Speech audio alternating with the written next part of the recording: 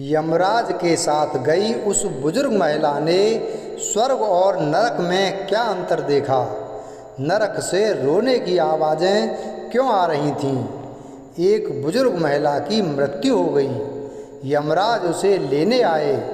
महिला ने यमराज से पूछा, आप मुझे स्वर्ग ले जाएंगे या नरक। यमराज बोले, दोनों में से कहीं नहीं।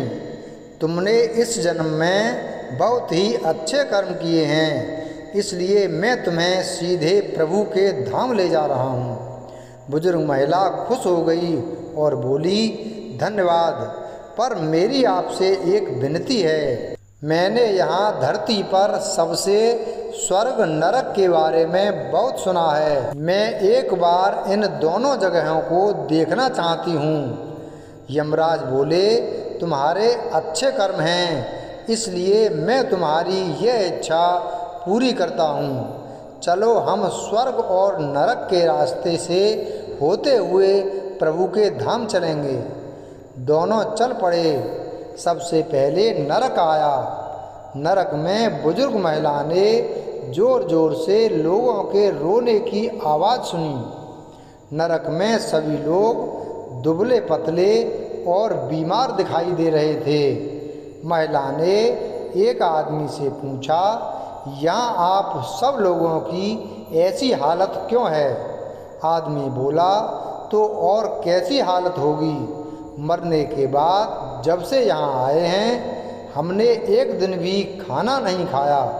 भूख से हमारी आत्माएं तड़प रही हैं। बुजुर्ग महिला की नज़र एक विशाल पतीले पर पड़ी, जो कि लोगों के कद से करीब 300 फुट ऊंचा होगा। उस पतीले के ऊपर एक विशाल चम्मच लटका हुआ था। उस पतीले में से बहुत ही शानदार खुशबू आ रही थी। बुजुर्ग महिला ने उस आदमी से पूछा, इस पतीले में क्या है। आदमी मायूस होकर बोला, ये पतीला बहुत ही स्वादिष्ट खीर से हर समय भरा रहता है। बुजुर्ग महिला ने हैरानी से पूछा, इसमें खीर है तो आप लोग पेट भर के ये खीर खाते क्यों नहीं, भूख से क्यों तड़प रहे हैं। आदमी रो रो कर बोलने लगा, कैसे खाएं, ये पतीला 300 फीट ऊंचा है। हम में से कोई भी उस पतीले पर नहीं पहुंच पाता।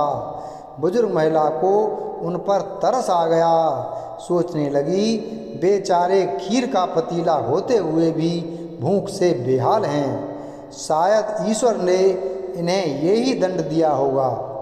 यमराज बुजुर्ग महिला से बोले, चलो हमें देर हो रही है। दोनों चल पड़े। कुछ दूर चलने पर स्वर्ग आया। वहाँ पर बुजुर्ग महिला को सबकी हंसने खिलखिलाने की आवाज़ सुनाई दी। सब लोग बहुत खुश दिखाई दे रहे थे। उनको खुश देखकर बुजुर्ग महिला भी बहुत खुश हो गई। पर वहाँ स्वर्ग में भी बुजुर्ग महिला की नज़र वैसे ही 300 फुट ऊंचे पतीले पर पड़ी जैसा नरक में था। उसके ऊपर भी वैसा ही चम्मच लटका हुआ था। बुजुर्ग महिला ने वहाँ लोगों से पूछा, इस पतीले में क्या है। स्वर्ग के लोग बोले, इसमें बहुत स्वादिष्ट खीर है। बुजुर्ग महिला हैरान हो गई। उनसे बोली, पर यह पतीला तो 300 फीट ऊंचा है। आप लोग तो इस तक पहुंच ही नहीं पाते होंगे। उस हिसाब से तो आप लोगों को खाना मिलता ही नहीं होगा।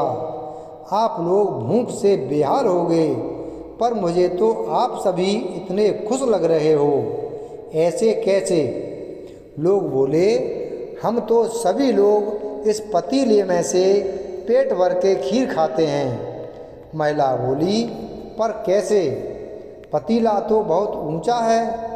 लोग बोले, तो क्या हो गया, पतीला ऊंचा है तो यहाँ पर कितने सारे पेड़ हैं। ईश्वर ने ये पेड़ पौधे, नदी, झरने हम मनुष्यों के उपयोग के लिए तो बनाए हैं। हमने इन पेड़ों की लकड़ी ली, उनको काटा, फिर लकड़ियों के टुकड़ों को जोड़ के विशाल सीढ़ी का निर्माण किया।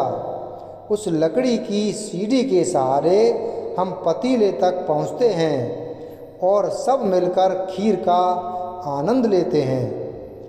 बुजुर्ग महिला यमराज की तरफ देखने लगी। यमराज मुस्काए और बोले, ईश्वर ने स्वर्ग और नरक मनुष्यों के हाथों में ही सौंप रखा है। चाहे तो अपने लिए नरक बना लें, चाहे तो अपने लिए स्वर्ग।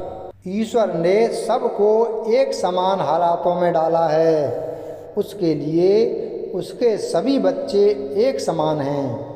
वो किसी से भेदभाव नहीं करते। वहाँ नरक में भी पेड़ पौधे सब थे, पर वो लोग खुद ही आलसी हैं। उन्हें खीर हाथ में चाहिए।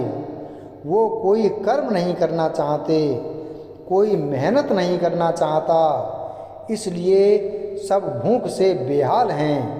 यही तो ईश्वर की बनाई इस दुनिया का नियम है। जो कर्म करेगा, मेहनत करेगा, उसी को मीठा फल खाने को मिलेगा। अर्थात स्वर्ग एवं नरक आपके हाथ में ही है। मेहनत करें, अच्छे कर्म करें और अपने जीवन को स्वर्ग बनाएं। वीडियो अगर पसंद आया हो तो वीडियो को लाइक करें, चैनल को सब्सक्राइब करें और बेल आइकन प्रेस करें। धन्यवाद।